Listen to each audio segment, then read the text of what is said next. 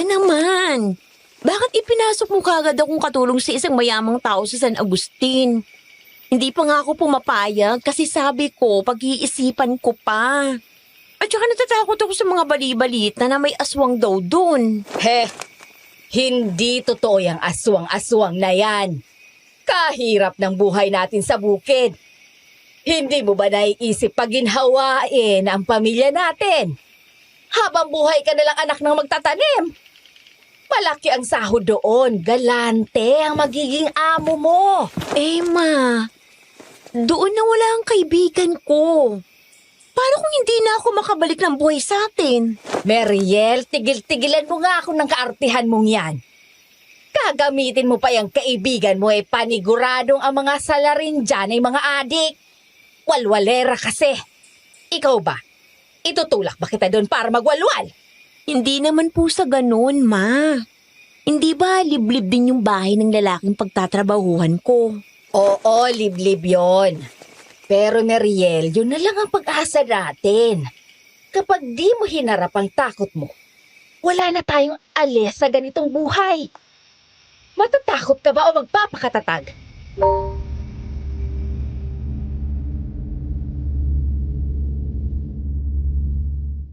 Dumating ka na rin ba sa isang sitwasyon sa buhay na dahil sa kahirapan kinailangan mong mamasukan? Anong naramdaman mo noon? Kinabahan ka ba? Natakot o nag-alala sa papasukin mo dahil may mga hindi magandang balita tungkol dito? Wala ka namang choice kundi pasukin yun dahil yun lang ang natitirang opportunity. Pero paano kung wala kang kasiguraduhan sa papasukin mo? At pagdating doon, isang panibagong pakikipagsapalaran ng pagdadaanan mo. Paano kung dito palang magsisimula ang isang karanasan na hindi mo malilimutan at buong buhay mong dadalhin? Kung curious ka na sa kwento ng namasukang si Mariel, huwag ka nang magdalawang isip pa na pakinggan ang kanyang kwento. Paki-comment lang ng inyong reaksyon sa comment section at huwag kalimutang mag-like and subscribe. Maraming salamat po. Isang mapagpala at magandang araw po sa inyo, Miss Ligaya. Itago niyo na lang ako sa pangalang Mariel, 40 years old. Ang kwentong ibabahagi ko sa inyo ay nangyari nung ako ay nasa kadalagahan ko pa lamang. 24 anyos na ako ng mga panahong iyon, pero tanging gawaing bukid at gawaing bahay lang ang alam kong trabaho. Mahirap lang kasi ang pamilya namin at walo kaming magkakapatid. Bilang panganay, maaga akong pinatulong ng tatay ko sa pagtatanim para makadoble ng kita. Hindi na rin ako nakapagkolehiyo at tanging high school lang ang natapos ko. Nang napadpad si Mama sa San Agustin, nakita niya ang isang lalaking naghahanap daw ng katulong. Agad akong ipinasok ni Mama na wala akong kaalam-alam dahil malaki daw talaga ang sahod at hindi naman ako makatanggi dahil sa hirap ng sitwasyon namin. Dito na magsisimula ang lahat at ito po ang ipagtatapat ko sa inyo. Ang pamamasukan ko sa bahay na yon ay simula ng pakikipagsapalaran ko sa mga aswang. Pati na rin ang pag-usbong ng aking pag-ibig sa hindi inaasahang tao. Sisimulan ko ang kwento sa unang araw ng pagtapa ko sa bahay ng mayamang aswang.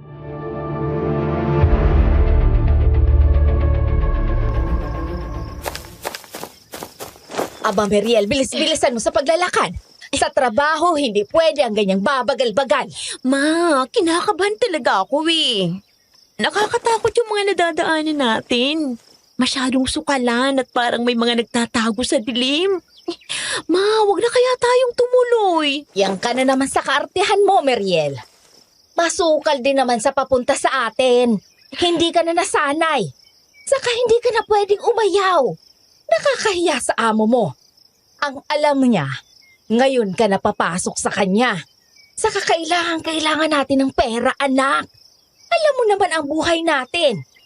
Mahina ang kita ng tatay mo sa pagtatanim. Sige na nga, Ma. Eto na bibilisan ko na. Yan, bilisan mo. O yan, nandito na tayo.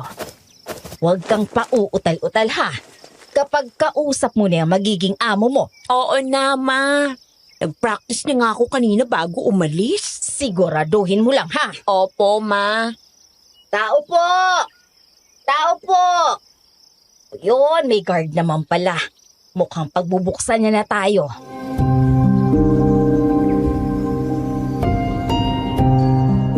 Agad na ibinukas ng guard ang gate at pumasok naman sila sa loob. Namangha sila sa laki ng bahay at mas lalo kung hindi kayat ni Mama na galingan sa trabaho. Sinamahan kami ng guard sa loob. Bumungad sa amin ang isang lalaking parang nasa edad 40 na at agad kaming sinalubong.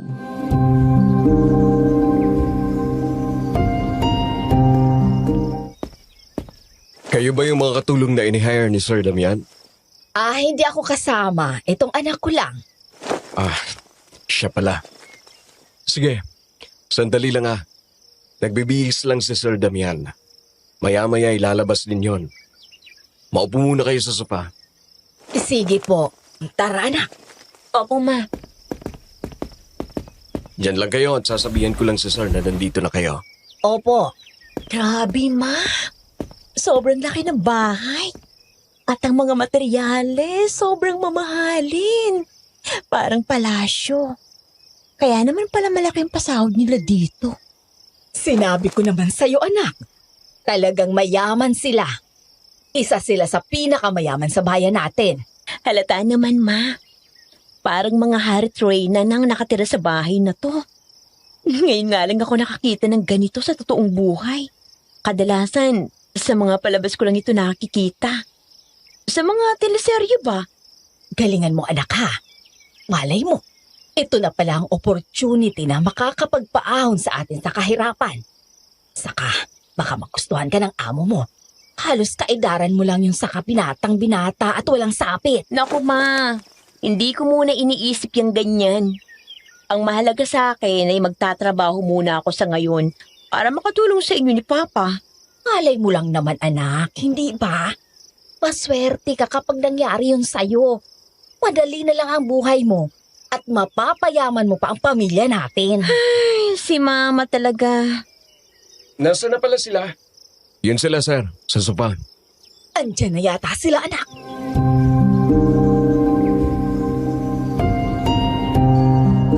Pagkasabi noon ni Mama ay agad akong luminguan. Bumungad sa akin ang isang matangkad na lalaking mukhang nasa 20s lang.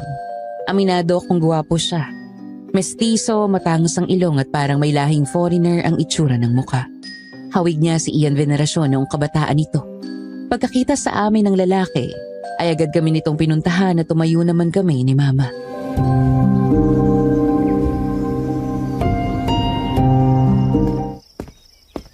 Magandang araw po sa inyo, sir. Miriel, bumati ka. Magandang umaga po. Sabi mo na mauutal.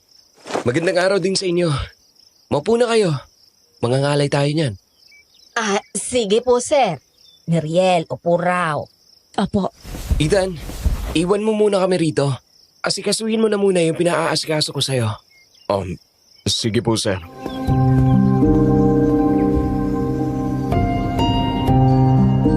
Pagkaalis ni Ethan ay naiwan kami ni na Mama at Sir Damian sa sofa. Aaminin ko, naiilang talaga ako sa aking magiging amo. Parang masyado siyang maliwanag at mahirap tingnan ng diretsyo sa muka. Parang nahalata niya yon at bigla niya akong binigyan ng magandang ngiti.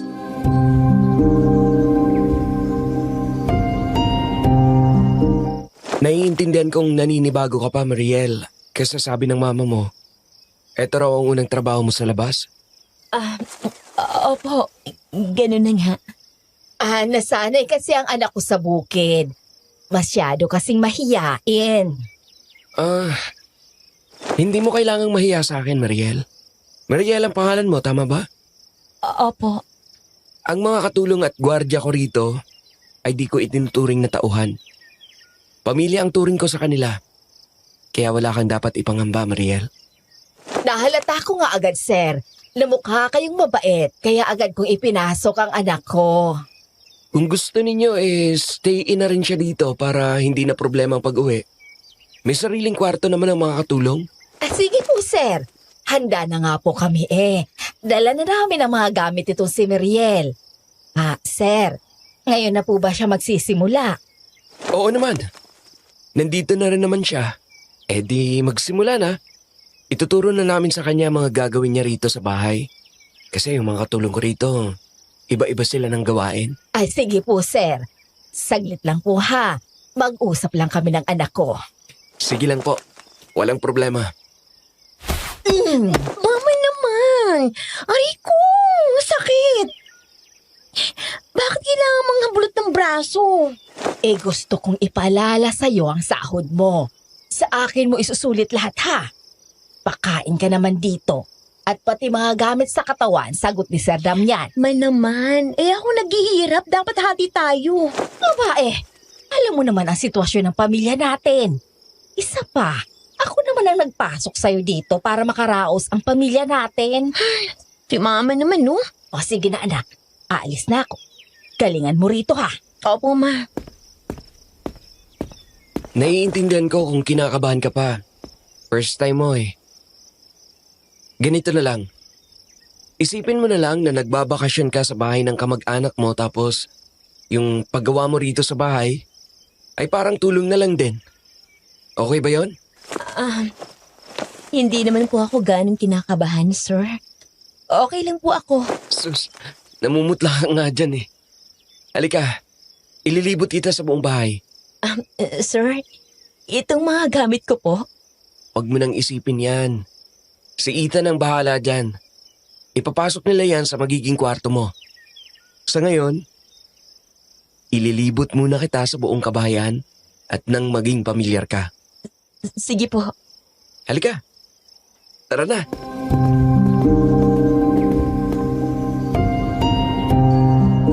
Nagpatiuna na sa paglalakad si Sir Damian at sumunod naman ako. Dinala niya ako sa kusina, sa library at sa kung saan-saan pa. Napakalaki ng bahay nila at napakaraming kwarto kaya naman nakakalula pero sa di malamang dahilan. Nakakaramdam ako ng hindi maganda. Parang mabigat, lalo na't nakikita ko ang paintings na may nakakatakot na mga larawan.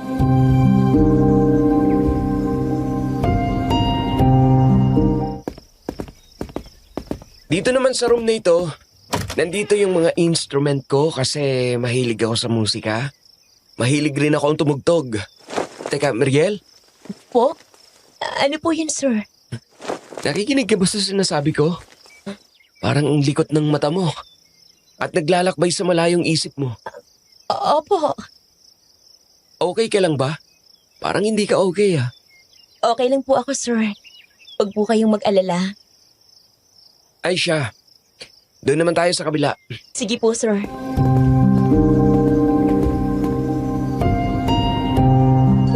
Nagpatiuna sa paglalakad si Sir Damian at sumunod naman ako. Mas lalo akong nangilabot nang makita ko ang isang figura na parang bungo ng tao. Tapos dumagdag pa ang kakaibang tingin ni Sir Ethan sa akin na para bang isa akong masarap na pagkain na gusto niyang kainin. Basta hindi ko maipaliwanag at nakakakilabot.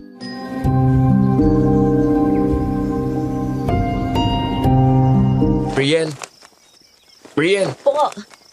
namumutla ka. Gusto mo bang magpahinga na? Hindi po, sir. Okay lang po ako. Hindi. Hindi ka na okay. Magpahinga ka na muna bago ka gumawa ng gawaing bahay. Matulog ka muna. Opo, sir. Halika, sasamahan kita sa kwarto mo. Sige po. Sandali lang pala. May tumatawag sa akin. Sa trabaho ko yata. Sige po, sir. Ethan, nandyan ka pala. Ihatid mo si Mariel sa kwarto niya. At pagpahingin muna natin bago magsimula sa trabaho. Sige po. Mariel, sasamahan ka ni Ethan sa kwarto mo. Huwag kang mag-alala. Mabait din yan. Siya ang aking kanang kamay sa lahat ng bagay. Sir, Huwag kang matakot. Mabait din yan. Oo nga.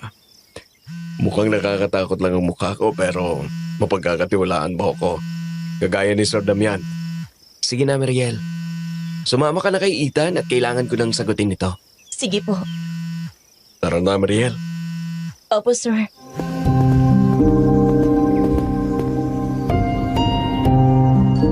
Hindi ako komportable kay Ethan pero wala akong choice kundi sumama sa kanya.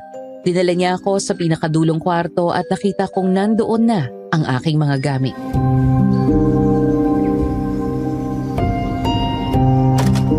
Yung mga gamit mo, dinala ko na dito kanina pa kasi maglilinis ang mga katulong doon sa sala. Opo, salamat po. Siya nga pala, Iya. Ano po yun, sir? Sigurado kung maalaga ka sa katawan. Hindi naman po. Sakto lang po. Sigurado kung masusustansyang pagkain ang kinakain mo. Ang ganda ng daloy ng dugo mo. Kitang-kita ko na. Sir, mawalang galang na po pero bakit po pala nababanggit niyo sa akin yan? Wala naman. Alam mo kasi na malaking bagay na maganda at malusog ang pangangatawan mo kapag nagtatrabaho ka para masiguro din namin na magtatagal ka rito.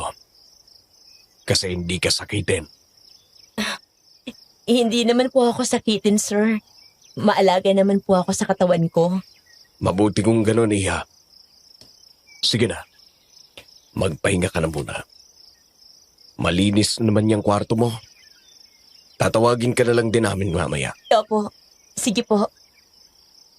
Labas na ako. Bahala ka na dyan. Opo, sir.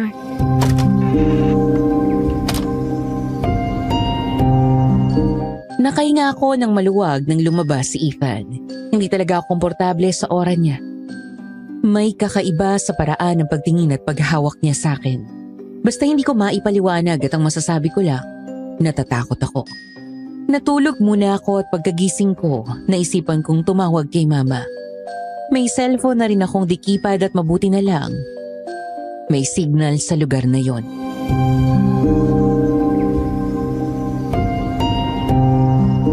Oh, ano yon?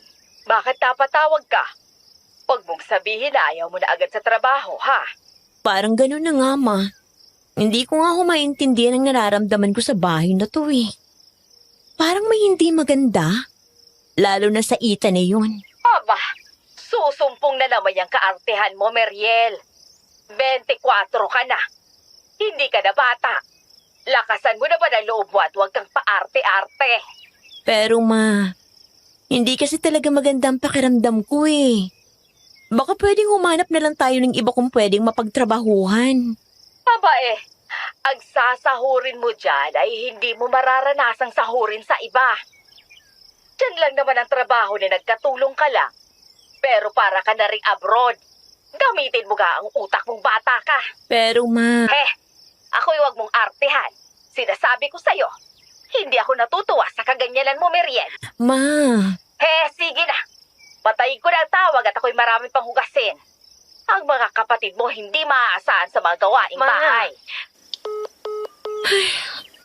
Si mama naman.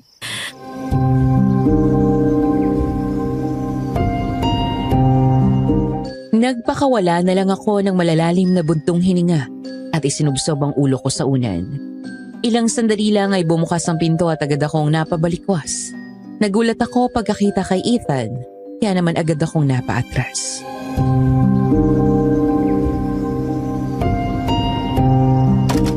Oh, Meriel. Ano ka ba naman? Bakit parang takot na takot ka? Nakakagulat naman po kayo, sir. Bigla na lang kayo nagbukas ng pinto. Pasensya na. Tatawagin na kasi kita dahil kakain na ng tanghalian at pinapatawag ka na ni Sir Damian. Ganun po ba? Sige po. Tara na. Bumangon ka na dyan. Opo, sir.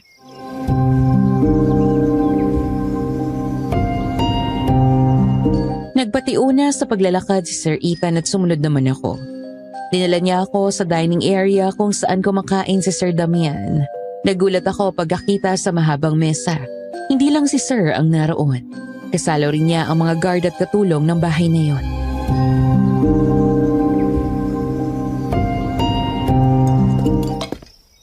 Oh, Mariel. Mabuti naman at nandito ka na. Halika at sumalo ka na sa amin.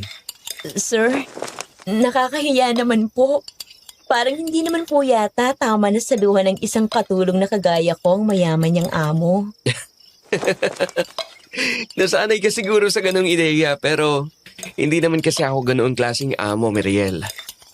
Sabi ko nga kanina sa harap ng nanay mo na ang mga katulong ko rito ay tinuturing kong pamilya, hindi tauhan. Oo nga, Meriel. Masanay ka na kay Sir Damian. Hindi siya mapagmataas. Mababa ang loob niya sa mga katulong. Nakakatuwa naman po. Ngayon lang din po ako nakakita ng ganito na sumasalo ang katulong sa amo. Kaya dapat lang din na masanay ka na, Meriel. Ganito talagang prinsipyo ko sa mga tao ko. Sige na, kumain ka na. Bukod ang pagkain ninyo ng iba pang katulong. Sige po. Sige na, Meriel. Sumanto ka na.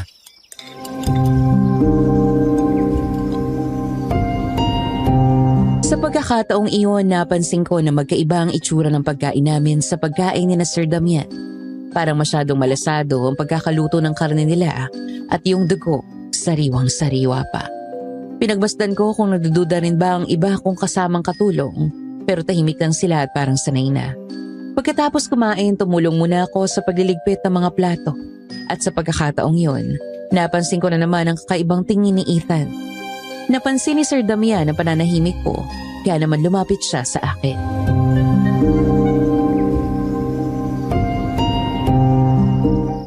Meriel, okay ka lang ba? Nabusog ka ba kanina? Opo, nabusog naman po. Tapos na naman yata ang mga gawain mo. Magpahinga ka na sa kwarto. Opo, sir. Sige po. Siya nga pala, Meriel. Yes po, sir. Huwag ka nang lalabas mamaya, ha? Sa kwarto ka na lang. Bakit po pala, sir? Basta, makinig ka na lang sa paalala ko, Meriel. Kung nauuhaw ka, may isang pitsyal naman ng tubig doon. Doon ka na lang uminom. Opo, sir. Sige po. Sige na, pumasok ka na sa kwarto mo. Opo, sir.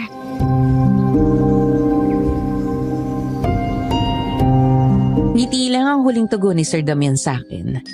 Pagkatapos ay pumunta na ito sa balcony para magyosi. Lumingon akong muli kay Ethan at ganun pa rin ang tingin niya sa akin. Hindi ko talaga maiwasang hindi kilabutan, kaya naman nagmadali ako pumasok sa loob ng kwarto ko at sinaradong mabuti ang pinto. Nahiga na ako sa kama at nagtalukbong. Pinilit kong makatulog kahit na natatakot ako.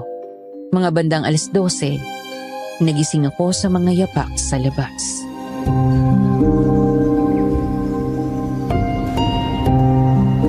Diyos ko, ano ba yun?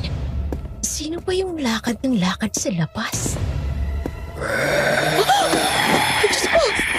Ano yun? Ano ko? Ay, Diyos ko po! Hindi ko maiwasang kilabutan sa narinig kong yun. Nanginginig na rin ang aking katawan at pinagpapawisan ng malamig. Nagtalukbong ako ng kumot at tinakpan ng mabuti ang aking tenga gamit ang unan. Pero palakas ng palakas ang tunog at palapit ng palapit sa may pinto. Ilang sandali lang, narinig ko na ang malalakas na katok dito. Ay, Diyos ko!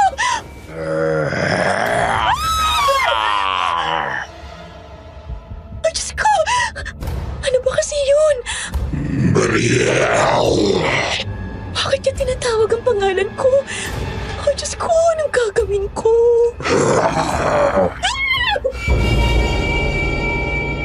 Patuloy pa rin ang paglakas ng mga katok ng pinto.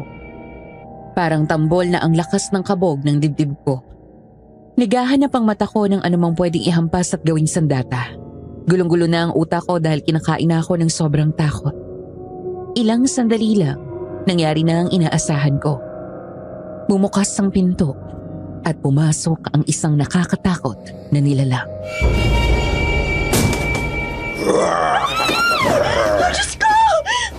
Napakaganda ng dugo mo. Kanina pa ako hindi makapagpigil. Isa ka sa mga babaeng gustong-gusto ng sikmura ko. Huwag kang lalapit! Huwag! Dahan-dahang lumapit sa akin ang aswang. Ako naman ay panayang atras sa kama at halos tinakasan na ako ng lakas dahil sa sobrang takot. Sa isang iglap lang ay dumamba na sa harapan ko ang aswang. Nakakatakot ang itsura niya. Malaking tao na abuhin ang kulay ng balat. Nakaluwa ang mga mata at punit ang bibig na umaabot sa kanyang leeg.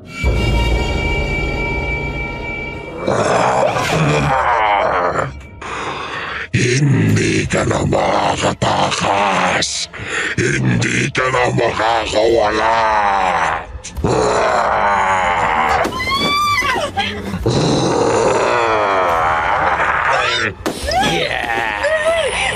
Bitawan mo ako!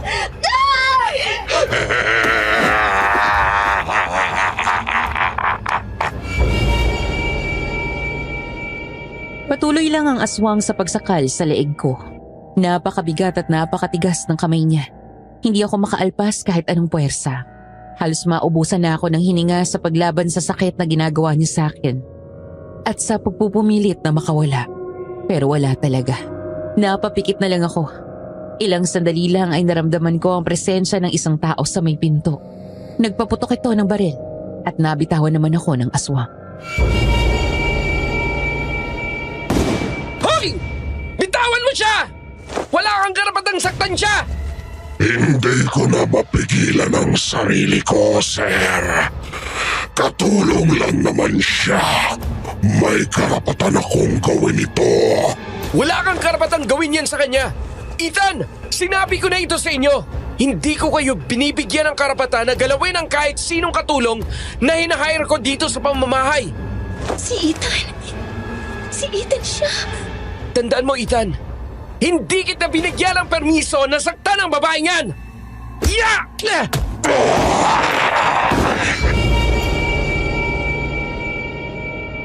Napakalakas ni Sir Damian. Paulit-ulit niyang sinuntok ang aswang. Hindi pa siya nakontento doon. Pinaputukan niya ito ng baril.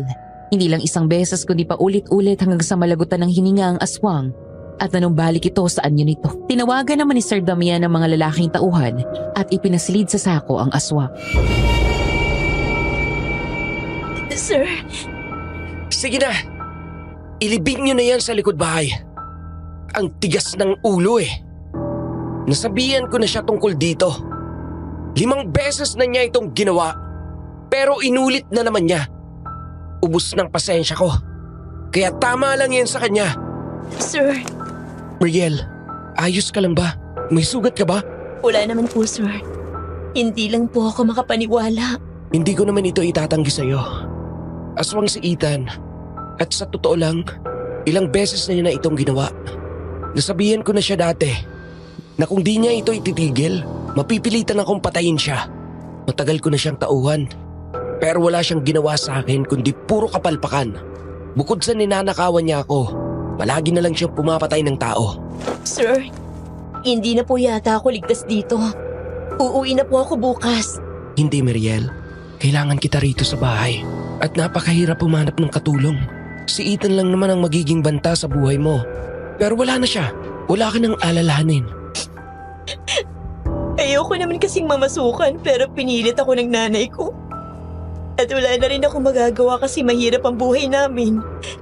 Hindi ako nakapagtapos kaya hindi ako makahanap ng trabahong maayos ang sahod. Naiintindihan ko.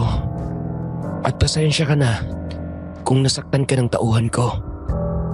Simula ngayon, sisiguraduhin ko na wala nang mananakit sa'yo. Puprotektahan kita. Pangako yun.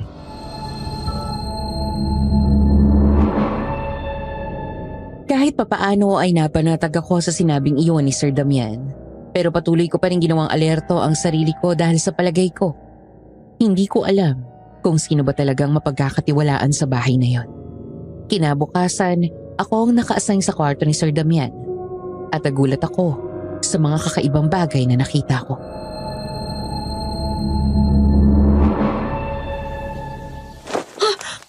Oh, Diyos ko. Ano mga to? Mga itim na kandila. Medalyon. At parang may bungo ng tao. Hindi kaya aswang din si Sir Damian? Mariel, Sir, kayo po pala. anong ginagawa mo dyan? Bakit mo pinapakialaman yan? Anong ang bilin ko sa inyo? Punasan ng mga lamesa at aparador at huwag makialam sa mga gamit. Pasensya na po, sir. Na-curious lang po ako. Ibalik mo na yan sa lalagyan at wag na wag mong pakikialaman. Opo, sir. Pasensya na po. Ibabalik ko na po ang mga to. Tandaan mo, Mariel. Yung sinabi ko kada maglilinis ka ng kwarto, yun ang golden rule ninyo rito. Opo, sir. Pasensya na po talaga. Okay ng paglilinis mo dyan, Mariel. Sa ibang silid ka na lang. Opo. Sige po, sir. Agad akong lumabas ng kwarto para maglinis na ng ibang silid. Hindi pa rin talaga mawala sa akin ang nakita kong yun. At naniniwala ako na may iba kay Sir Damian. Kinagabihan, nagkaroon ako ng hindi magandang panaginip.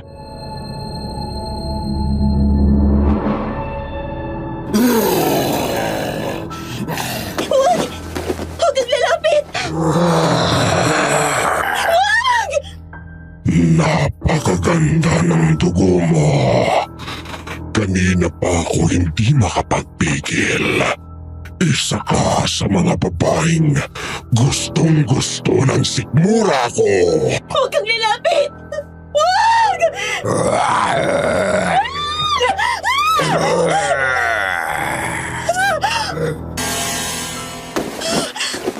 Ay, Diyos ko!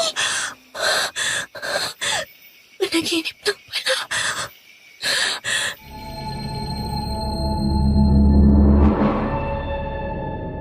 Ang lakas ng kabog ng dibdib ko dahil sa panaginip kong yon. Pakiramdam ko ay naulit ang tagpong pinasok ng aswang ang kwarto ko. May narinig na naman akong yapak sa labas at sa pagkakataong yun, naisipan kong alamin kung sino yun. Kaya naman halos lumabas ako ng kwarto. Nakita ko si Sir Damian naglalakad papunta sa balcony at sinundan ko ito.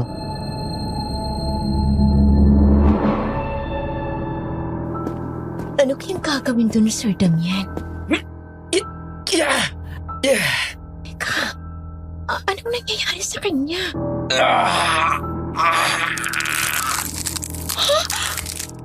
Nagaan niyang aswang siya. Ay, Diyos ko po. Ito na nga bang sinasabi ko? Aswang din si Sir Damian, kagaya ni Ethan. Sa pagkakataong yun ay nasaksihan ko ang pagbabagong anyo ni Sir Damian.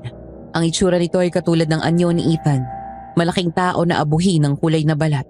Nakaluwa ang mga mata at punit ang bibig na umaabot sa kanyang leeg. Lumabas siya ng bahay at sinundan ko naman ito. Sa kakasunod sa kanya ay dinala ko ng mga paako sa likod bahay kung saan naroon ang mga alagang baboy ramo. Tumago ako sa likod ng isang malaking drum at pinagmasdan ang gagawin ni Sir Damian.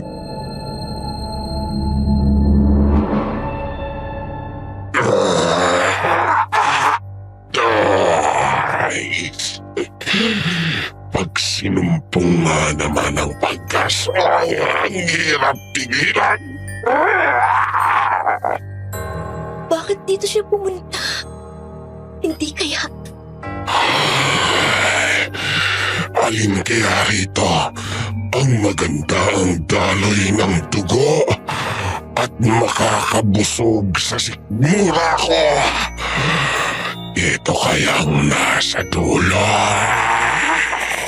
Sabi ko na nga, be. Yung baboy ramo na yun ang kakainin niya. Kinuha ni Sir Damian ang isang matabang baboy ramo sa dulong bahagi. Winakwak niya ang katawan nito gamit lang ang kanyang mahabang kuko. Pagkatapos hinalok ng kanyang kamay ang dugo at ininom na parang uhaw na uhaw. Hinila rin ito ang bituka na parang lubid sa kakinain. Isinunod niya ang puso at iba pang lamang loob. Hindi na kinaya ng sikmura ko ang mga nakita, kaya naman napasukan na ako sa aking kinaroroonan.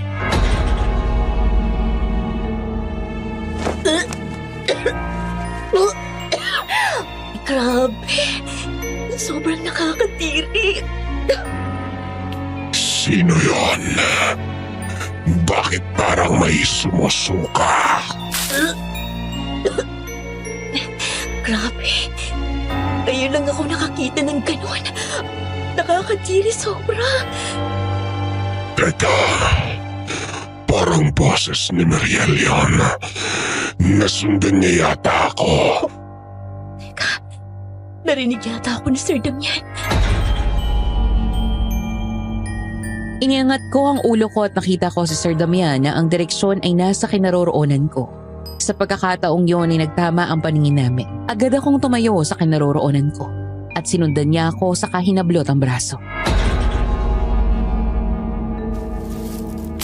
Mariel! Huwag kang lalapit! Huwag mo ako sasaktan! Mariel! hindi kita sasaktan. Hindi ako kagaya ni Ethan. Mariel! Bumalik ka rito! Agad akong natatakbo palayo at nakarating ako sa isang sukalan. Pagdating ko doon, hindi naman aswang ang nakalaban ko kundi isang malaking ahas na kobra. Muntik na ako nitong tuklawin pero dumating si Sir Damian. Kinuha niya ang ahas sa kapinira-piraso. Tila hindi tinatabla ng kamandag ito. Ilang sandali pa ay bumalik na siya sa pag-aanyong tao at lumapit sa akin. Sir, wag po! Alam kong na-trauma ka sa ginawa ni Ethan.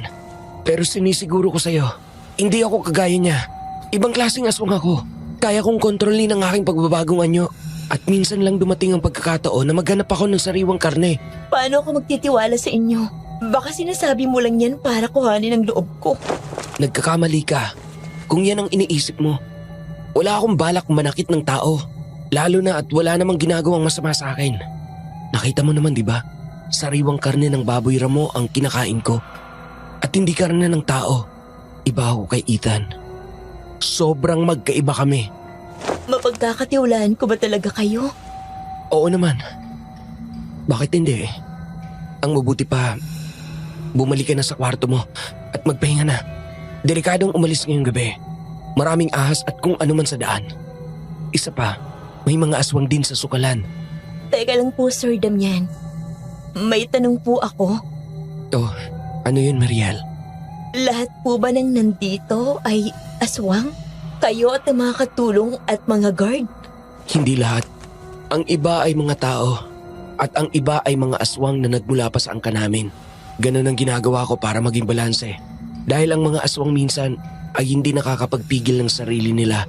Iba pa rin talaga kapag may mga taong katulong dito sa bahay. Sila yung mga wala ng choice.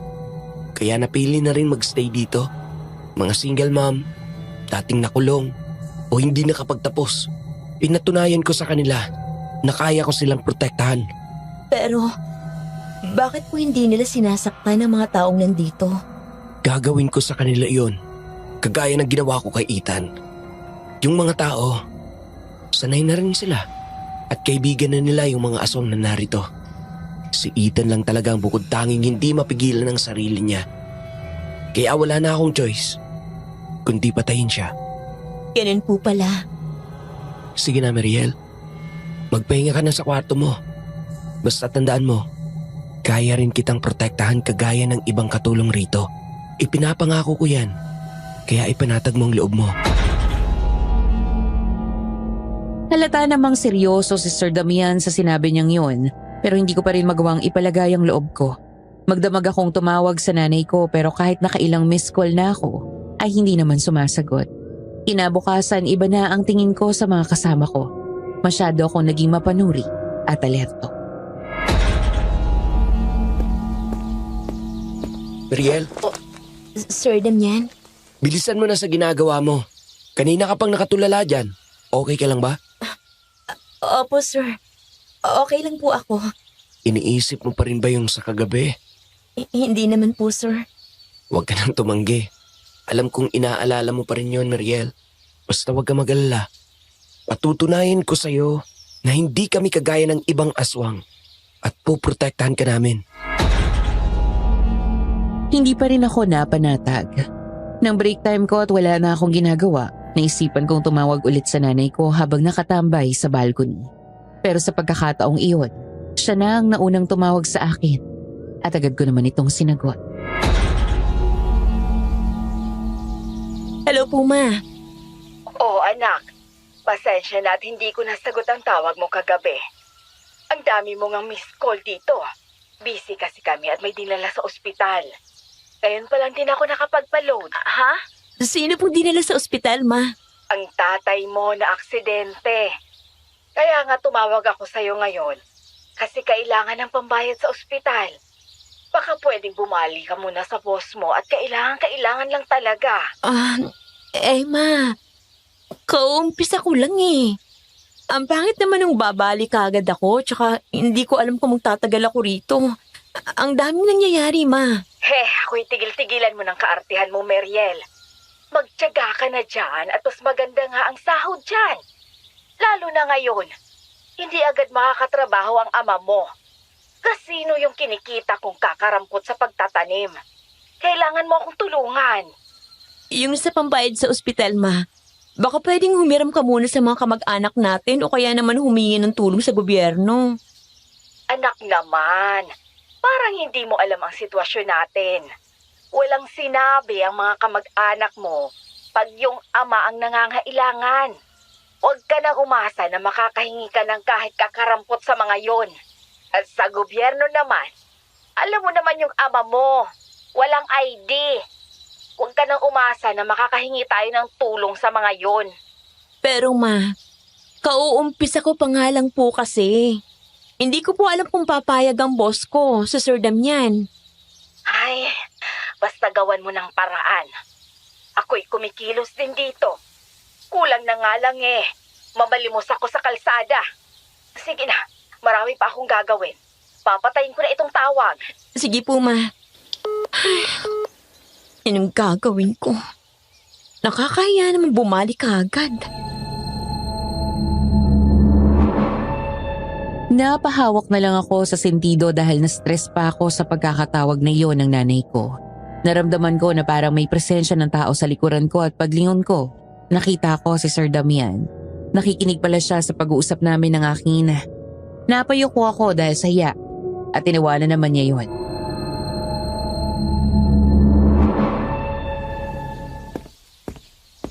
Nahihiya ka bang bumali? Sir? Yung mga ganyang bagay ay normal naman na nangyayari. Nagkakaroon ng aksidente at nangangailangan ng pera. Ang isa talaga na inaasahan kapag dumadating sa ganyang sitwasyon ay ang trabaho, ang boss. Huwag kang mag-alala. Ilang beses na rin yung nangyari dito.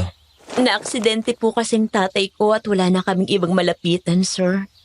Narinig ko nga yun.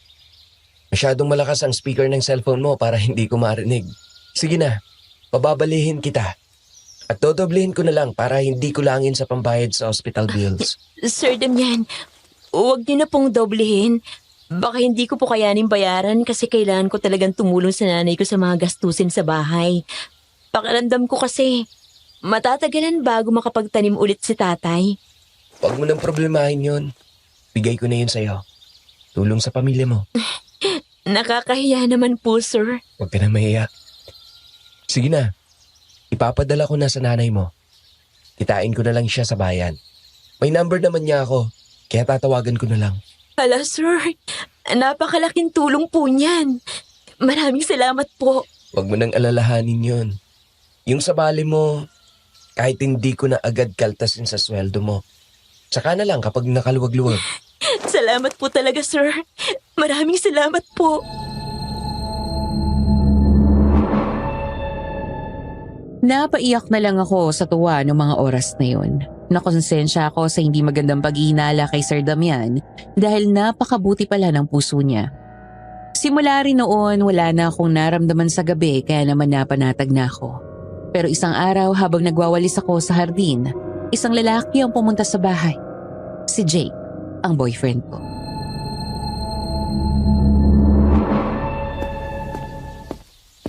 Oh, mahal.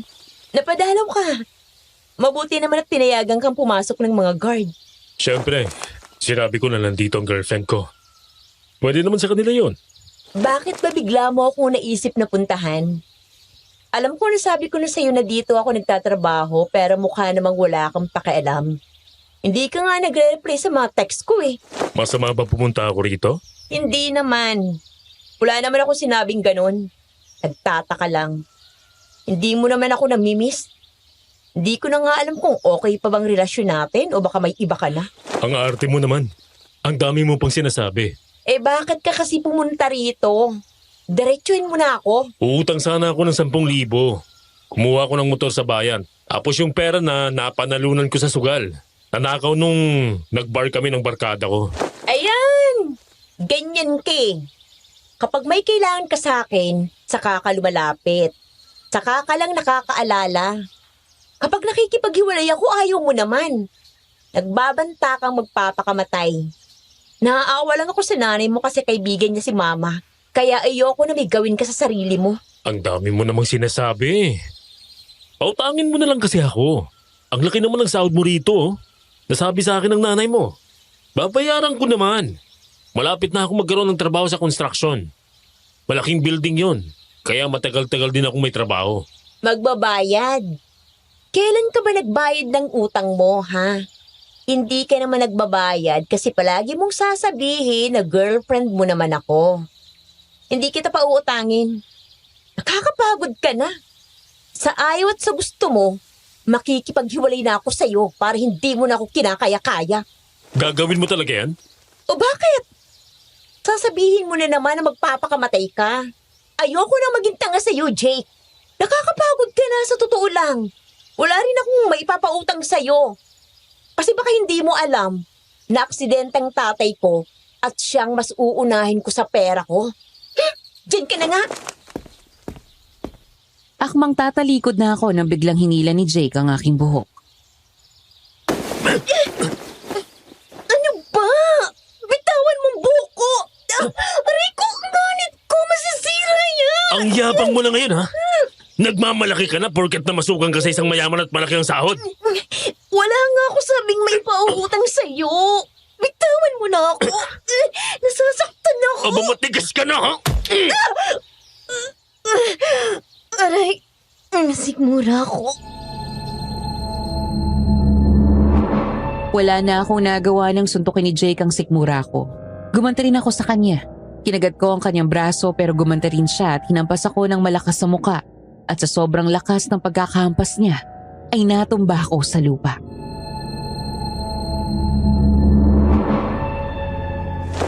Aray, ano ba? Bakit nananakit ka na naman? Alam mo naman na ganitong aabutin mo. Kapag hindi nasusunod ang gusto ko, ang tigas pa rin ang ulo mo. Ah, ganun. Naging girlfriend mo lang ba ako para ibigay ang mga gusto mo? Kung ganun, napakawalang kwenta mo namang lalaki. Sana hindi ka nalang bumitaw sa gatas ng nanay mo dahil hanggang ngayon isip bata ka pa. Inuubos mo talagang pasensya ko, ha? Tama na yan! Parehas kaming napalingon ni Jake pagkarinig sa boses na yon. Nakita namin sa Damian na papalapit sa kinaroroonan namin. Nanlilisik ang mga mata nito at halatang galit sa ginagawa ni Jake. Napataas noon naman si Jake at mayabang na tumingin sa aking amo.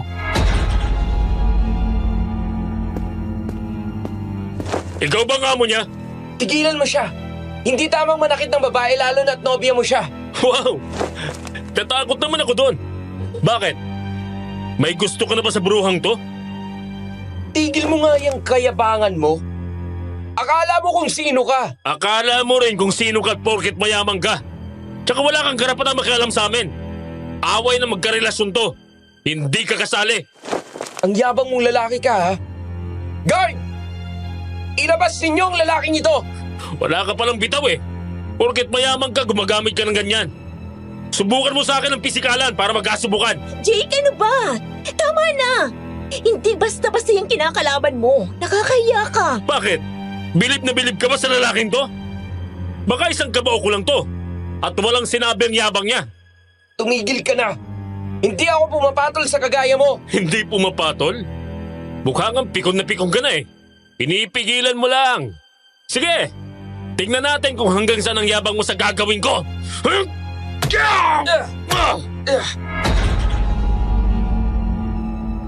Akmang susuntukin na ni Jake sa mukha si Sir Damian pero mas mabilis ang kamay ng aking amo.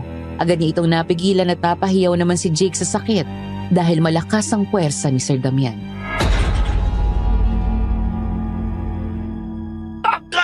Aray! Umalis ka na! Hindi ako nakikipaglaro sa kagaya mo. Ayaw kitang pag-aksaya ng oras mo. Napakayabang mo, ha? Sa susunod na pagbuhatan mo ng kamay itong si Mariel, hindi ko na alam kung ano magagawa ko sa iyo. Ayaw ko sa mga lalaking pinagbubuhatan ng mga babae. Isa lang ang masasabi ko sa mga kagaya ninyo. Wala kayong kwenta! Umalis ka na! Jake, umalis ka na. Huwag ka nang babalik dito. Ngayon pa lang, tinatapos ko ng relasyon natin. Wala ka nang babalikan sa akin dahil wala na tayo. Sige, ganyan ka na eh. Yumabang ka na nga! Na-impluwensyahan ka ng lalaking to. Ito lang huli natin pagkikita. Wala namang mapala sa'yo. Buti naman. Umalis din ang kupal. Nakakahiya ang ginawa niya. Mariel, may sugat at pasa ka sa mukha. Yung lalaki na yun kasi, kahit kailan talaga ayaw pigilan ng sarili. Tara na sa loob at gagamutin ko. Wag na po. Malayo naman po ito sa bituka. Nakakahiya naman po sa inyo. Huwag ka na mahiya, tara na. Hindi na ako nakatanggi nang hilahin na ako ni Sir sa loob para gamutin ang mga sugat ko. Hindi ko maintindihan kung bakit mabait siya sa akin, sa kabila ng pagiging aswang niya. Ayokong ipanatag ang loob ko, pero napahanga ako sa ginawa niyang pagtatanggol sa akin. Napatitig ako sa mga mata niya. May maganda talaga sa mata niya sa hindi pisikal na paraan at hindi ko yun maipaliwanag. Masakit ba, Mariel?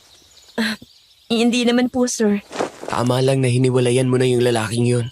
Wala yung magandang dulot sa'yo, sa totoo lang. Kaya nga po hindi ko rin alam kung paano ko siya natagalan sa loob ng 3 taon. Tumagal ng 3 taon ang relasyon ninyo? Ganun na nga po, sir. Hindi ko po alam kung paano ko nagawa yun. Mabuti tapos na. Sa susunod, wag kang papayag na saktan ka ng lalaki. Ang mga babaeng kagaya mo ay dapat iniingatan at hindi sinasaktan ng kahit sino. Tandaan mo yan. Mabuti pa kayo, Sir Damian. Ganyan kayo mag-isip. Ganito naman talaga dapat mag-isip. Ayaw lang gawin ng ibang tao. Lalo na yung ex mo. Okay na pala to. Magpahinga ka na muna. Wala pa namang gagawin. Sige po.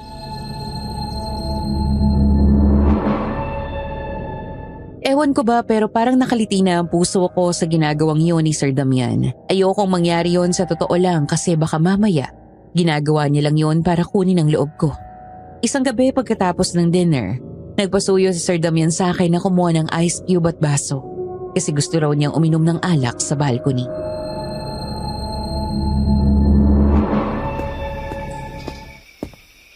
Sir, eto na po yung ice cube at baso. Sige, ibaba mo lang dyan. Bakit po pala 2 baso, sir? Kasi para sa'yo yung isa. Po? Samahan mo akong uminom dito. Sir, nakakahiya naman Huwag po. ka nang mahiya. Ikaw pa lang ang katulong na hindi ko nakakasamang uminom at makakakwentuhan. Sige na, Sige po, sir. kwentuhan mo ako tungkol sa buhay mo, sa pagkabata mo, sa unang beses mong magkaregla, sa kahit saan.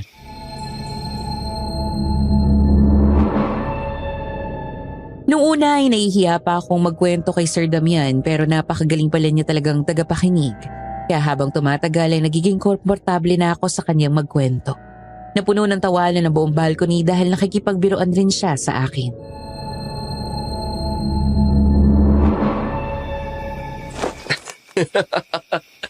Akalain mo yun? Kababae mong tao ay nagawa mo yun? Hindi ako makapaniwala. Hindi niyo pa, sir, naranasang umakyat sa puno ng mangga? Naranasan ko syempre. Pero kaunting panahon ko lang naranasan ang pagkabata eh. Sa bagay. Iba talaga kapag anak mayaman. Siguro, stricto sa iyo yung magulang mo kaya kaunting panahon mo lang naranasan ang maging bata. Ganun na nga. Siya nga pala. May kakaibang gusto o pangarap ka ba ng bata ka? Oo naman, sir. Mahilig kasi ako sa mga romantic na pelikula. Wala lang kaming TV sa bahay pero palagi ako nasa bahay ng tita ko. Tapos, nanonood kami doon ng mga pelikula ni Rico Yan at Claudine Barreto. Ano namang nakukuha mo sa mga ganong palabas? Natuto akong mangarap. Gusto ko ring makatagpo ng lalaki na ipaglalaban ako.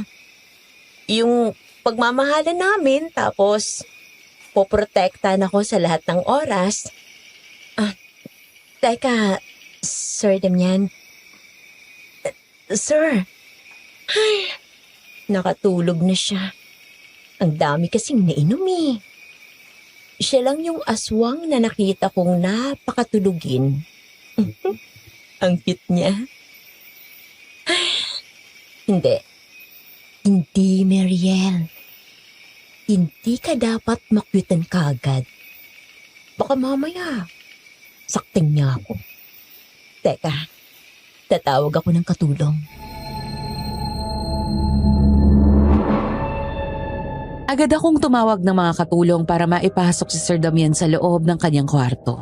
Inalayan ko pa ito para maiga ng maayos sa kanyang kama. Tinumutan ko muna ito, saka ako umalis. Pero paglabas ko ng kanyang kwarto,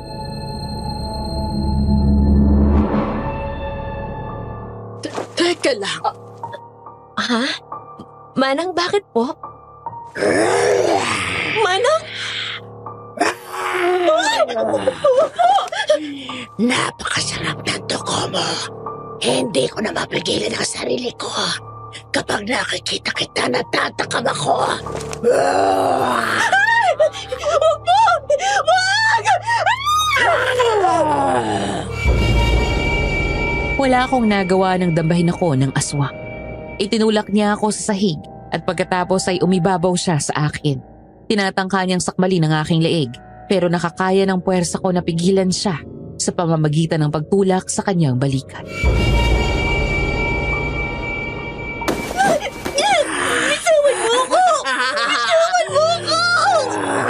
Napakasarap ng dugo mo.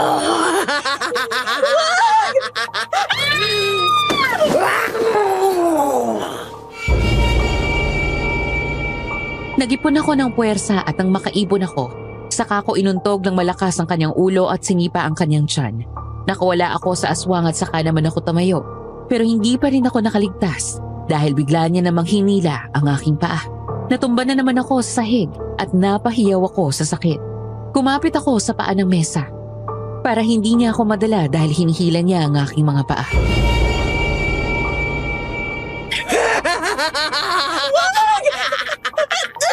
Bitawan mo ako!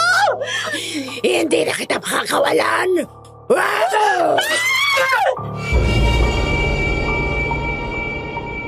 Namumula na ang aking kamay sa pagkapit sa paa ng mesa. Humahapdi na ako sa sakit pero tinitiis ko. Huwag lang akong tuluyang mahila ng aswang. Hanggang sa may marinig akong mga yapak at ang mga sunod na narinig ko ay ang malakas na hampas sa aking likuran. Nabitawan ng aswang ang aking binti at pagharap ko ay nakita ko si Sir Damian na hinahampas ng aswang.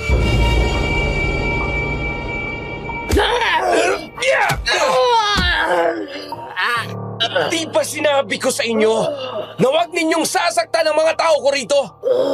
Hindi pa kayo natuto sa ginawa ko kay Ethan? Pagbibigyan pa kita dahil ngayon mo lang naman ito ginawa.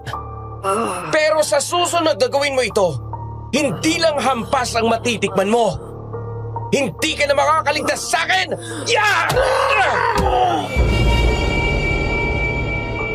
Nagtatakbo ang aswang palayo at naiwan naman kami ni Sir Damian sa silid na yon.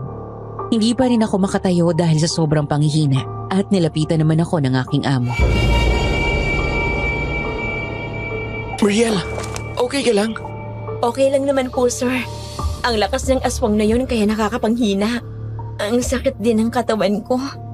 Wala ka bang sugat? Wala naman po, sir. Narinig kong malakas na ingay sa labas. Mabuti na lang nagising ako. Kahit may tama ng alak. Nawalang paggalasing ko nung makita ko nung ginagawa niya sa'yo eh. Salamat po, sir. Wala yon. Alalayan na kita sa kwarto mo. Sige po. Iniabot ni Sir Damian ang kamay niya sa akin at agad naman akong kumapit para matulungan niya akong tumayo. Inalalayan niya ako hanggang sa makarating sa kwarto at ang akmang ihihiga na niya ako sa kama. Nawalan ako ng balanse at dahil nakakapit ako sa kanyang braso, nahila ko siya at natumba naman siya sa akin. Aksidenteng nagtama ang aming mga labi.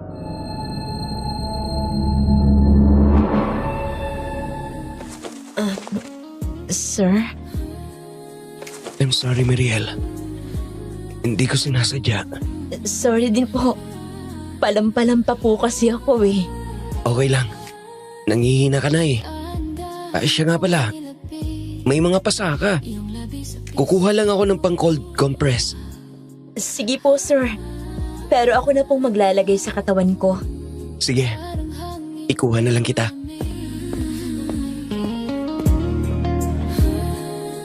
Pagkaalis ni Sir Damian ay napahawak ako sa labi ko sa hindi malamang dahilan ay ang lakas ng tibok ng puso ko.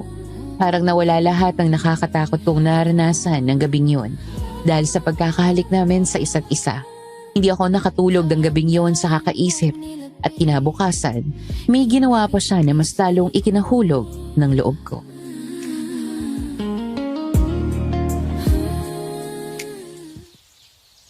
Simula ngayong araw, lahat kayo ay tatanggalin ko na. Ilang beses na natin itong napag-usapan at ang kauna-unahang bilin ko sa inyo, pigilan ninyo ang sarili ninyo sa tuwing umaatake ang likas natin. Huwag na huwag kayong mananakit ng mga katulong na tao dito sa bahay ko.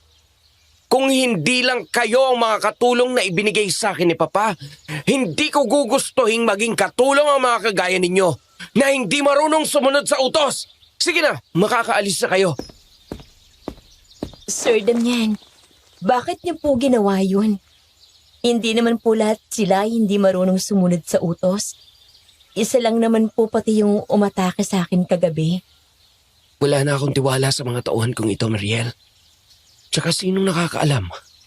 Baka mamaya, sa mga susunod na araw, lahat sila umatake na. Ayokong mangyari yun.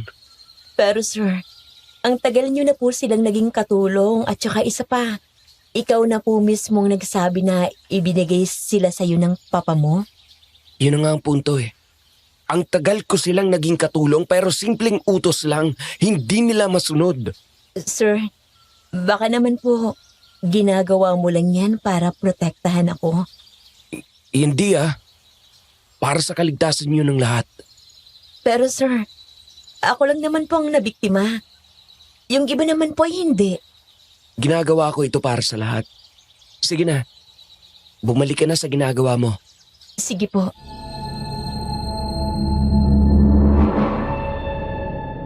Hindi ko maintindihan pero sa pagkakataong yun parang pakiramdam ko ay ginagawa niya lang yun para protektahan ako.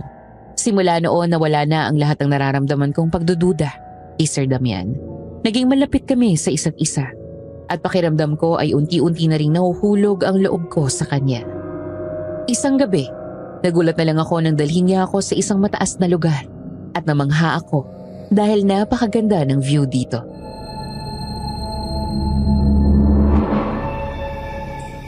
Sir, ano pong meron? Bakit dinala mo ako rito? Birthday mo, hindi ba?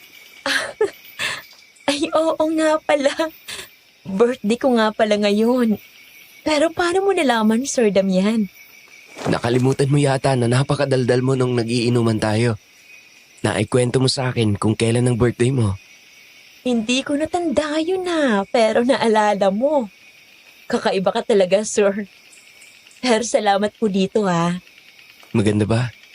Nagustuhan mo? Opo, sir. Gustong gusto ko.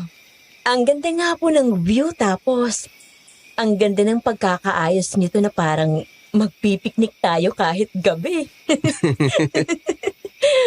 Maupo tayo. Sige po. Ay, nakaka-relax dito. Ang ganda. Hindi pa ako na-surpresa ng magulang ko kapag birthday ko.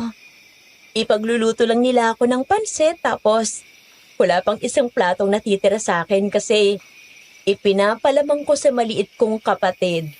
Ito ang isa sa pinakamaganda kong birthday.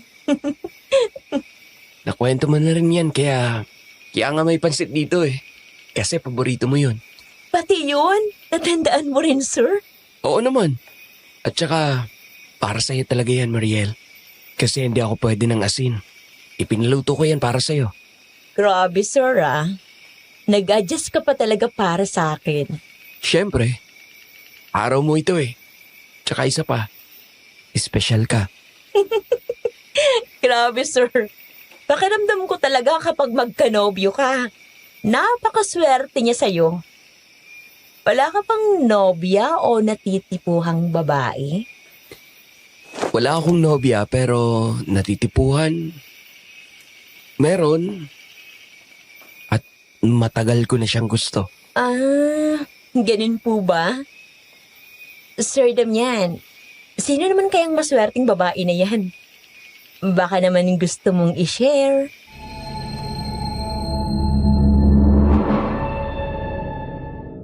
Hindi sumagot si Sir Damian sa akin. Tumitig lang siya sa mga mata ko at napatitig na rin ako. Makahulugan ang kanyang mga titig at parang napapaso ako. Pakiramdam ko rin sa mga sandaling yon ay parang nag-iinit ang aking pisngi.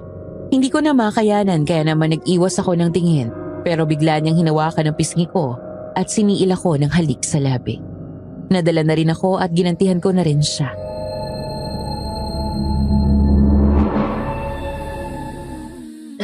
Sir, Kumain na tayo.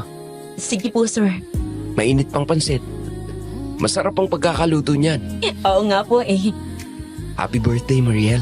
Salamat po sir. Umiwas si Sir Damian na pag-usapan ng tungkol doon hanggang sa makauwi kami. Pero isa lang ang naiisip ko. Baka naman ako yung babaeng natitipuhan niya. Pero bakit kaya ayaw niyang sabihin sa akin, Miss Ligaya? Ang dami talagang dalang pa-surprise ni Sir Damian. Kinabukasan naabutan ko na lang siya sa kwarto niya na nag-aayos ng damit at mukhang hindi maganda ang pakiramdam niya.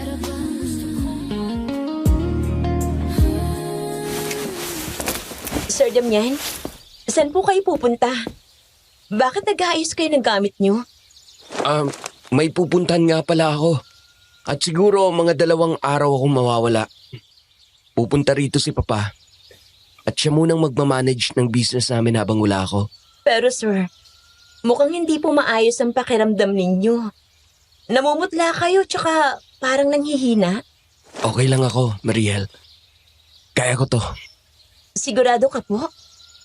Ikaw, mag-iingat ka rin ha. Si Papa muna ang pagsisilbihan mo.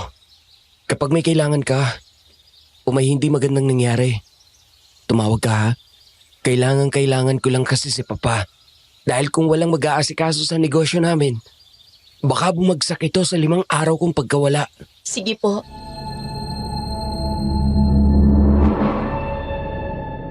Nag-aalala ako kay Sir Damian pero mukhang hindi ko siya pwedeng pigilan dahil parang mahalaga ang lalakarin niya.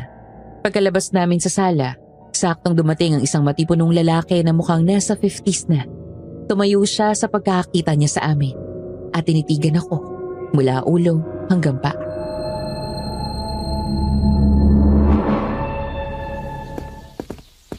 Nandito na pala si Papa, Mariel. Siya palang papa mo. Magandang araw po. Magandang araw din. Bagong mukha yan Bagong katulong. Opo pa. Kaya pala, ngayon ko lang siya nakita. Sige pa. Alis na po ako. Ikaw na pong bahala sa negosyo natin. O sige, anak. Sir, ihatid ko na po kayo sa may pinto. Sige, salamat. Mariel, mag-ingat ka kay Papa ha. Tumawag ka sa akin kapag may ginawa siya sa'yo. Sir, bakit ba kasi kailangan mong umalis? Basta, saka ko na lang sasabihin sa'yo. Sige po, sir. Mag-iingat po kayo. Pwede bang sa susunod, huwag mo na akong tawaging sir? Damihan na lang. Ha? Hindi po pwede. Nakakahiya po yun. Biro lang. Sige na, alis na ako. Mag-iingat ka palagi, Mariel ha. Yung paalala ko sa'yo. Sige po. Ingat ka, Damian.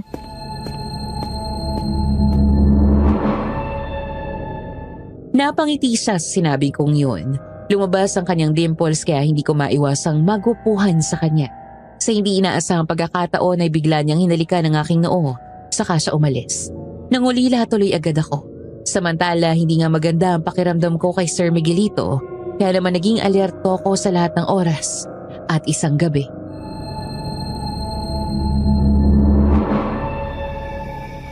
Eto na po yung alak na pinapakuha niyo, sir.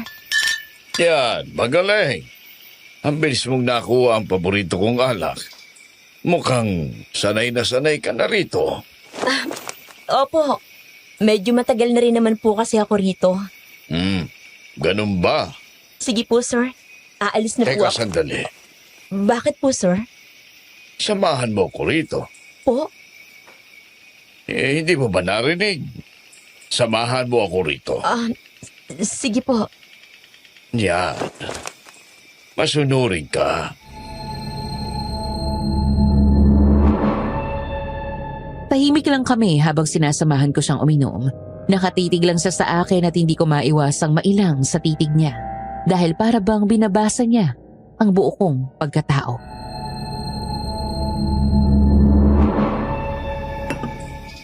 Mariel, may karasal ka na ba?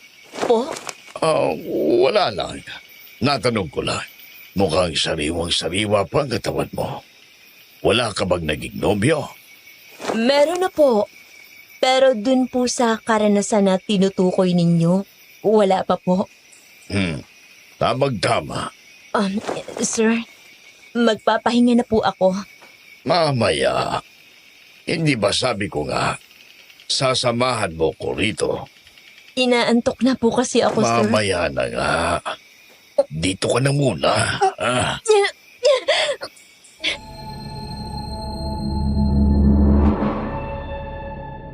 Wala akong nagawa ng agresibo na akong hinila ni Sir Miguelito. Natumba ako sa kanyang katawan. Hindi ako makawala sa sobrang higpit ng pagkakakapit niya sa akin. Siniil niya ako ng halik. Mabuti na lang at nakaipon ako ng puwersa at natadyakan ko siya sa kanyang pagkalalaki. Nakaalpas ako sa kanya at nakatakbo.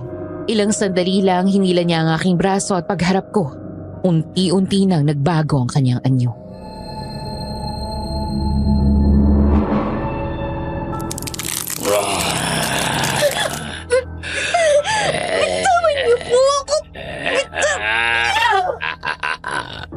Hindi ka na makakawala.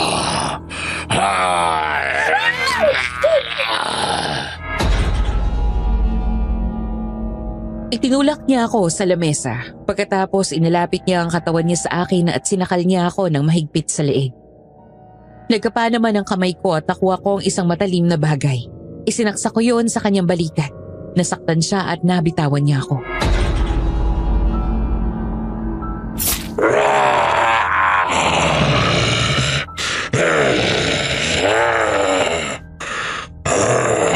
Kaya pala pinag-iingat ako ni Sir Damian sa'yo. Dahil masamang aswang ka pala at di ka kagaya ng anak mo. Bakit? Sino ka ba? Katulong ka lang naman. Kaya gagawin ko kung anong gusto kong gawin sa'yo.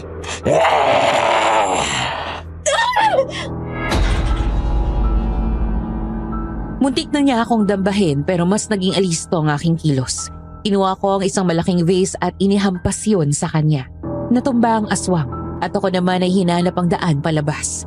Nakita ko ang pinto at akmang bubuksan ko na ito nang hilahin niya ako. Humawak ako sa doorknob ng pinto para hindi niya ako madala. Kahit anong gawin mo, hindi ka na makakatakas. Bitawan mo ako!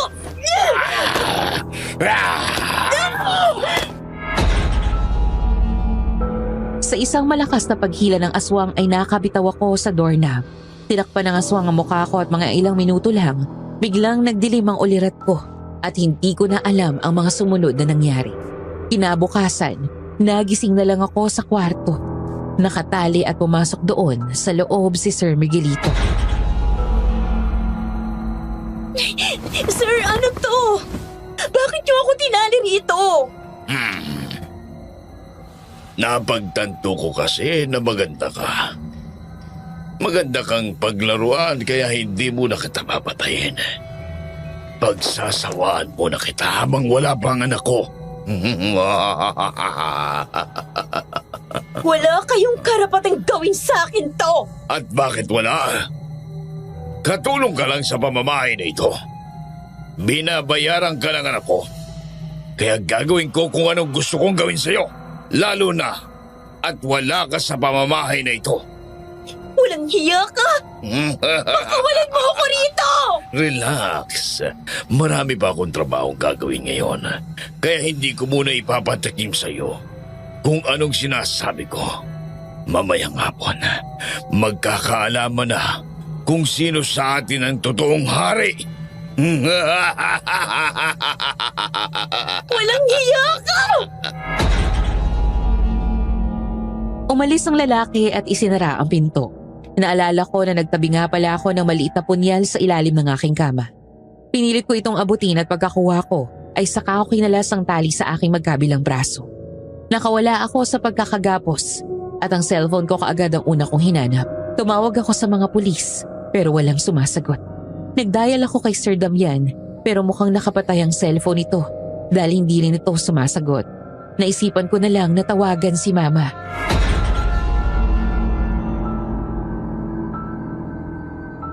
Hello, Ma. Hello, anak. Ano? Magpapadala ka na ba ng sweldo mo? Ma, nasa panganib ang buhay ko.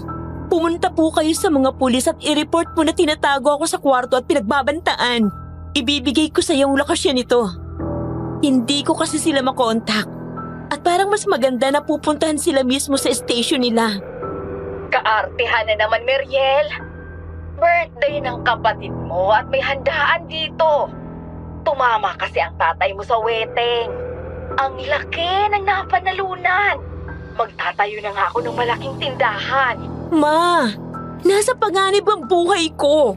Iligtas mo ako rito. Hay naku, Meriel. Gumagawa ka na naman ng kwento, ano? Ang ayos-ayos ng kalagayan mo sa bahay ni Sir Damian. Ang sabihin mo, sumusumpong na naman ang kaartihan mo kaya ka nagkakaganyan. Ma, wala si Sir Damian dito. Ang nandito lang ay ang tatay niya. Ikinulong niya ako at sinasaktan niya ako, Ma. Nagbanta pa siya na may gagawin daw siya mamayang hapon at hindi ko alam kung ano yun. Hindi ko alam kung ano mangyayari sa akin. Kung ano-ano pa ang kwentong naiimbento mo, ano? Birthday pa naman ang kapatid mo ngayon. Kung di ka mapalagay dyan, edi tumawag ka na sa mga pulis o kay Sir Damian mo. Huwag mo ako ritong guluhin. Ma naman, dahil ba wala ka ng pakinabang sa akin kaya ka ganyan? O baka dahil ampun lang ako kaya wala kang amor sa akin? Aba, wala kang utang na loob. Kung hindi ka namin inampon, baka pinalaglag ka na ng nanay mo nung nasa matres ka pa lang. Dapat lang na makinabang kami sa'yo. Maraming bisita rito. Asikaso mo na ako. Tumawag ka na lang sa kung sinong matatawagan mo. Pwis, porket hindi ako tunay na anak. Wala nang amor sa akin. Pwis talaga. Oo, ampun lang ako. Akala kasi ng mga magulang ko ay hindi na sila magkakaanak. Pero pagkapanganak sa akin, nasundan ako ng 7 magkakapatid. Pinakinabangan lang nila ako at kapag wala akong pakinabang, wala silang amor. Nagpumilit akong buksan ang silid na yon, pero napakahigpit ng pagkakakandado. Sumapit na ang hapon na tumawag na sa number ko si Sir Damian at agad ko naman itong nasagot. Hello, Mariel. Pasensya ka na. Ngayon lang ako nakasagot. Ang dami mong missed call. Wala kasing signal sa pinuntahan ko. Nasa biyahe na ako ngayon, kaya nagka-signal. Kamusta ka na dyan? Sir, nasa panganib po ako. Ikinulong po ako ni Sir Miguelito sa kwarto ko at hindi ako makalabas. Ano? Yan nga bang sinasabi ko eh. Kaya hindi ako mapalagay. Kasi may hindi na naman magandang ginawa si Papa. Tinapos ko nga agad yung ritual ko para makauwi na agad. Ha? Ano pong ritual, sir? Saka ko nalang sasabihin sa'yo. Sige na. Hintayin mo na lang ako dyan. Sige po. Nangangatal na akong ibinaba ang cellphone. Hapon na kasi ay may banta sa akin si Sir Miguelito. Ilang sandali lang at nangyari na nga yun. Unti-unting bumubukas ang pinto kaya naman inihanda ko ang aking punyal. Pagkapasok ni Sir Miguelito, bago maman siya tuluyang makalapit, sumugod ako at isinaksak sa balikat niya ang punyal. Aray! Hindi mo magagawa ang gusto mong gawin sa akin! Eto ang susi. Nasa bulsa niya. Kailangan ko makuha. Eto, nakuha ko na. Huwag mong kukunin yan! Bago pa makatayo si Sir Miguelito, nakatakbo na ako papunta sa may pinto at nagmamadali itong binuksan. Pero bago pa ako makatakbo palabas ng kwarto na yun, nakalabas na siya. Hinilin niya ang aking buhok at ibinagsak ang katawan ko sa sahig. Unti-unti siyang nagpalit ng anyo at umibabaw sa akin. Bitawan mo ako! Bitawan mo ako! Hindi kita pakakawalan.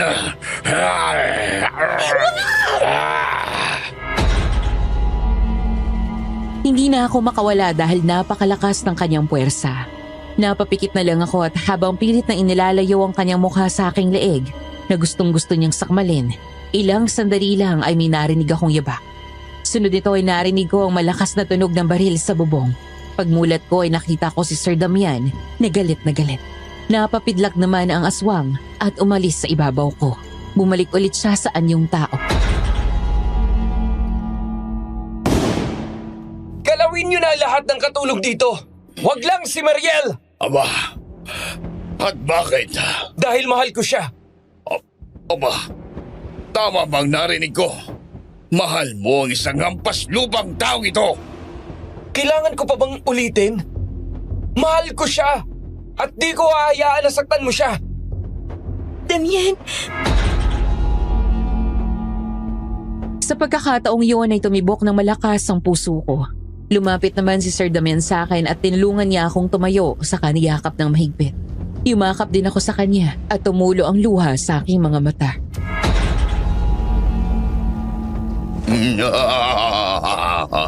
Nasisiraan ka naman ang ulo, Damian. Sa dami ng babae sa angka natin, yan pa!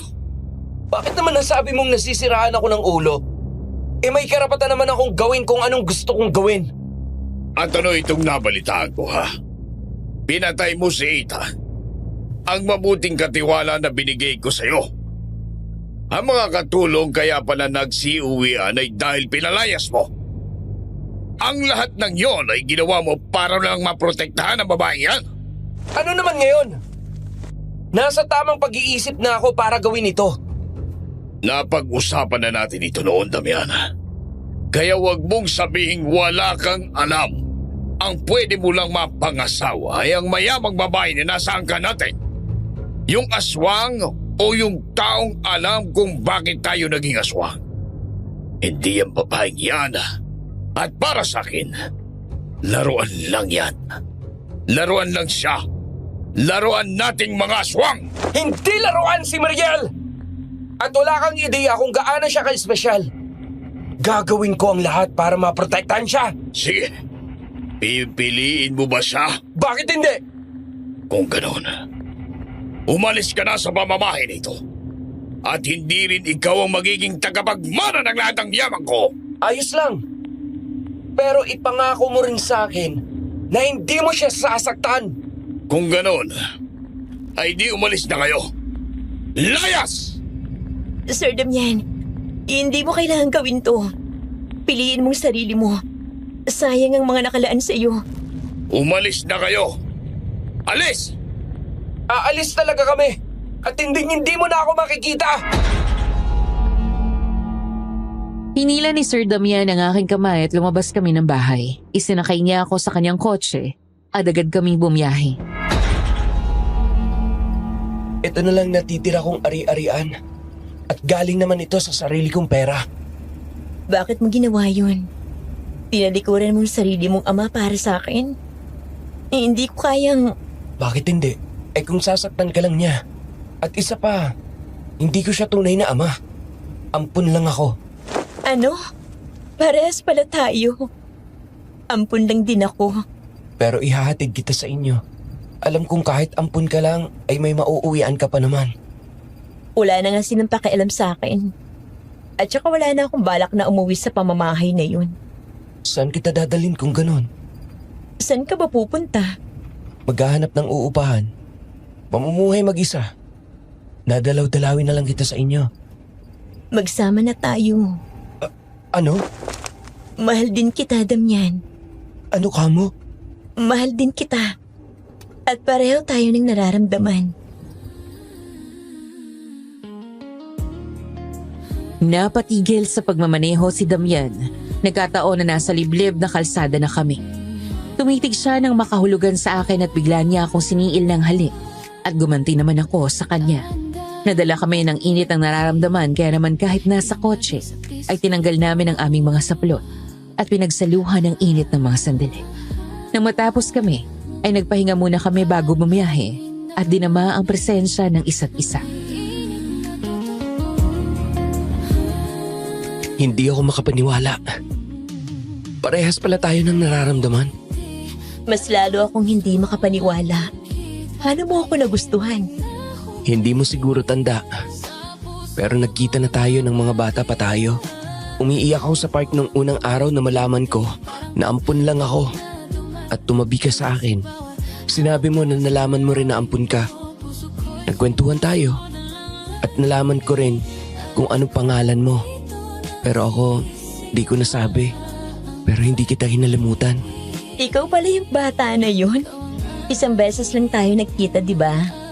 Hindi talaga. Dahil nagkita ulit tayo nung high school. Schoolmate kita. At nalaman ko na ikaw yung batang yon. Dito na nagsimulang lumalim ang nararamdaman ko. Kaso, di na ako nagpatuloy ng pag-aaral dahil aktibo ng pagiging aswang ko. Pero makalipas ang maraming taon, hinanap kita. At naging katulong mo ko. Hindi yun ang unang beses na nakita kita. Nalaman ko na noon pa man na matagal ka nang tumigil sa pag-aaral. Tapos nalaman ko kung sinong nanay mo. Si Aling Mercedes. Naghahanap siya ng mayayamang tao na pwede kang mamasukan at alam mo ba, inoffer ko ang sarili ko para maging amo mo.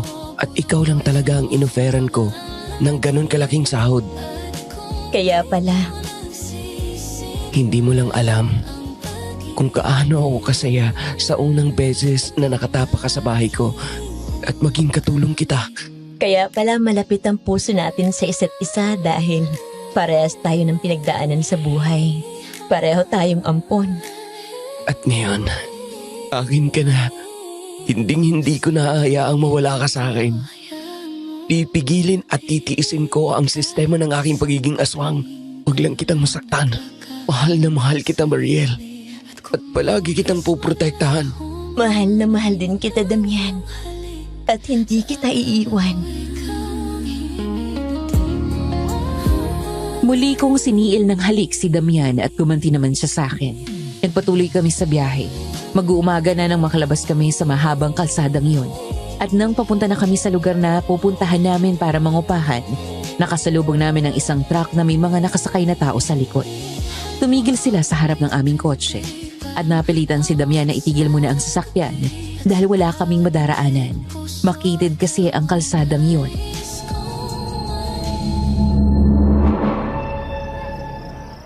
Anong meron?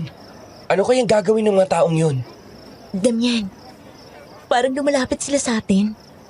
Bakit? Bakit nila tayo lalapitan? Tama! Ito nga si Damian! Parito kayo! Anong meron?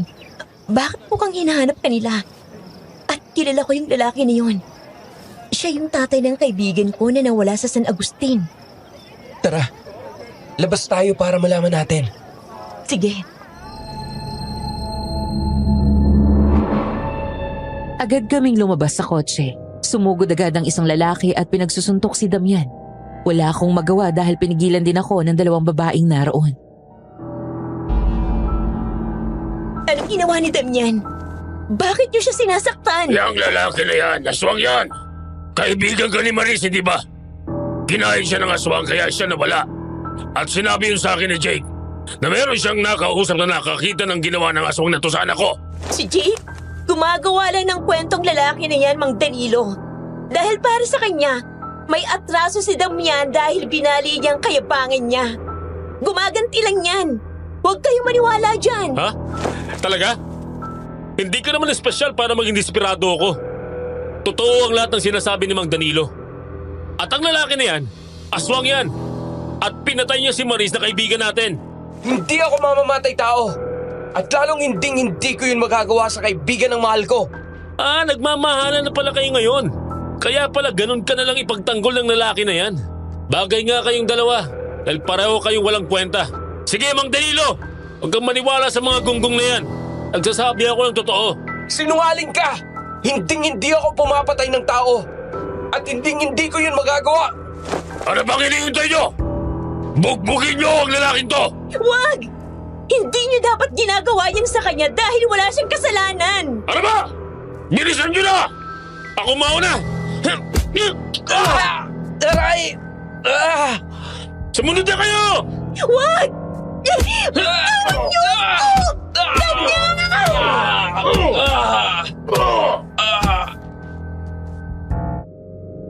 Hindi makapanglaban si Damian dahil may ipinainom sa kanya ang isang lalaki na nakapagpahina sa kanya.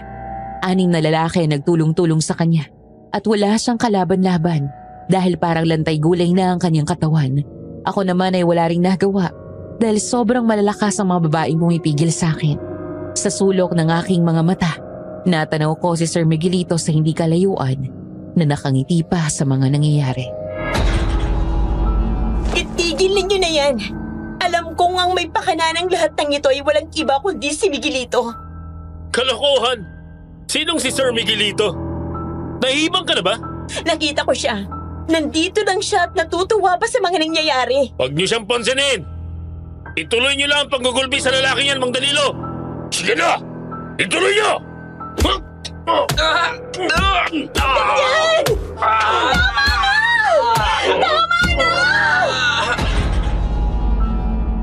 Halos 1 oras din ang itinagal ng panggulpi nila kay Damian. Nang hinang-hina na siya at punong-puno na ng pasa at sugat ang kanyang katawan, ay saka lang siya tinigilan.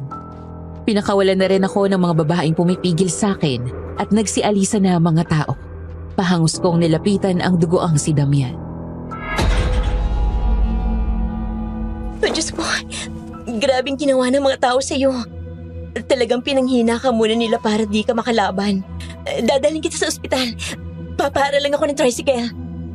Huwag kang mag-alala. Parte lang ito ng pagbibigay ko ng leksyon sa kanya. Binayaran ko lang ang mga tao na yon. At mabuti naman. Masyado silang uto-uto. Lalo na ang ex mo na gustong makaganti kay Damian. Walang hiya ka. Bakit mo ginawa to sa kanya? Wala siyang ibang naging kasalanan sa'yo. Nagmahal lang siya. Yun nga ang problema. Masyado siyang kinain ng pagmamahal niya. Kaya gagawin ko ito sa kanya para bigyan siya ng leksyon. Ganyan na mangyayari sa kanya. Kapag natalo siya ng lintik na pagmamahal na yan, hahabulin siya ng mga tao at gugulpihin dahil aswang siya. Tandaan mo, Damian. Ito ang kapalaran natin. Hindi ko ginusto maging aswang. Hindi mo ginustong maging aswang. Pero kung di kita ginawang aswang, patay ka na. Ipinanganak kang may sakit sa puso, di ba? At kaya ka lang nabubuhay ay dahil sa ritual na tanging aswang lang ang pwedeng gumawa. Kung hindi ka aswang, hindi mo kailangang dumalo sa ritual kada matatapos ang 5 taon na siya magsasalba sa buhay mo. Pero lahat ng kilos ko, gusto mo na aayon sa'yo. Gusto mo na palaging masusunod ang gusto mo kahit labag sa kalooban ko. Ngayon, gusto ko nang piliin ang babaeng mahal ko at walang makakapigil sa akin. Damian, uulitin ko. Kada 5 taon, kailangan mo ng ritual ng aswang para patuloy ka mabuhay. Tandaan mo na wala ka na rin pera na magsasalba sa'yo dahil hindi na ikaw ang tagapagmana. Kapag pinili mo ang babaeng yan, mawawalan ka rin ng koneksyon sa amin. Ang babaeng yan ay ibigay mo na sa akin. Ang gagawin ko siyang laruan at kapalit noon ang maayos mong buhay. Damian, piliin mo na sila. Kailangan mo pa rin yun para patuloy kang mabuhay. Ayos lang din sa akin kahit maging laruan niya ako. Ang mahalaga, alam kong buhay ka. Hindi. Ngayon lang ako magdidesisyon sa sarili ko. Kaya pipiliin kita. At hindi ako papayag na maging alipin ka niya. Hindi ka laruan para paglaruan. Mukhang hindi na magbabago ang desisyon mo. Simula ngayon, tapos na ang koneksyon natin. Huwag na huwag mo kong tatawaging papa! Huwag mo rin akong tatawaging anak! Pagkasabi noon ay umalis na si Sir Miguelito. Naiwang kaming dalawa ni Damian habang hinahaplos ko siya. Bakit mo ginawa yun? Mas mahalaga ang buhay mo kaysa sa akin. Mas mahalaga rin ang buhay mo kaysa sa akin. Mabubuhay pa rin ako kahit gawin akong alipin ni Sir Miguelito. Pero ikaw, mamamatay ka pagkalipas ng 5 taon na walang ritual. Ano bang sabi ko sa'yo? Palagi kitang puprotektahan. At eto rin ang unang pagkakataon na nagdesisyon ako sa sarili ko. Pero ilang taon ka nilang mabubuhay, Damian. Sulitin natin ang mga panahong yun. Mahal na mahal kita, Damian. Mahal na mahal din kita, Mariel.